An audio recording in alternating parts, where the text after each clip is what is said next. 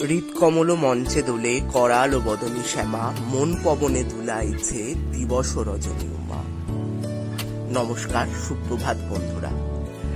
আজ আমরা চলে এসেছি কাশীপুর উদ্যানবাটির থেকে কিছুটা এগিয়ে অবস্থিত 120 বছরের প্রাচীন একটি কালীবাড়িতে, বামনদাস মুখোপাধ্যায়ের কালীবাড়ি।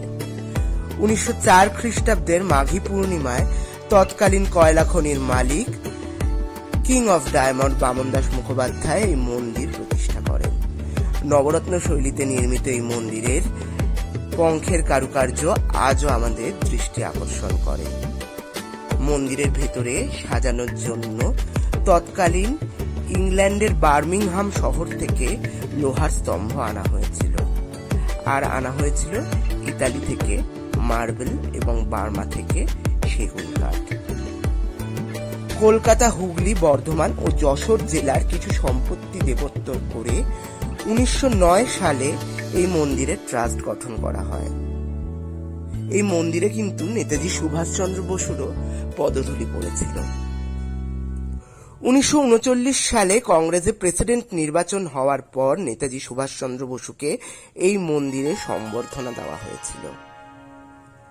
মন্দিরের ভেতর অধিষ্ঠিত রয়েছেন মা কৃপাময়ী কালী, দুর্গেশ্বর এবং ক্ষেত্রেশ্বর মহাদেব।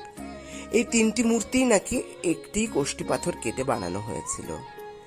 এছাড়া মন্দিরে নিত্য সেবিত হন রঘুবীর শিলা। কোষ্ঠী পাথরের কালী মূর্তি শ্বেত পাথরের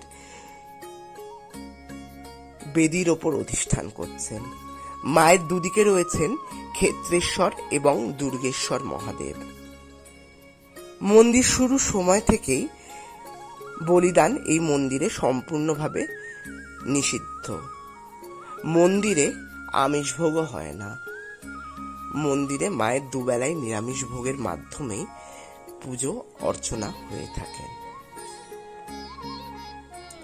পূর্বে কালী পুজোর সময় মন্দিরে প্রচুর জাঁকজমকের সাথে অনুষ্ঠান অনুষ্ঠিত হতো। কালী পুজোর সময় মন্দিরে বসতো যাত্রাপালা আর বাজি ফাটানোর প্রতিযোগিতা। আজ সেসব যদিও অতীত, তাও ভক্তি এবং শ্রদ্ধার সাথেই আজও মায়ের পুজোর আয়োজন এখানে করা হয়ে থাকে। কিভাবে আসবেন এই মন্দিরে? ধর্মতলা থেকে আসতে গেলে 43 বা 242 নম্বর বাসে করে অতি সহজেই চলে আসুন বামনদাস মুখোপাধ্যায়ের এই কালীবাড়িতে। তাহলে আর দেরি করছেন কেন? একদিন ঘুরে আসা যেতেই পারে নানা ইতিহাস বিজড়িত এই কালীবাড়ি থেকে। আজ এতটাই থাকুক। আমার চ্যানেলটি ভালো লাগলে অবশ্যই সেটি লাইক এবং সাবস্ক্রাইব করে দেবেন। ভালো থাকবেন, সঙ্গে থাকবেন।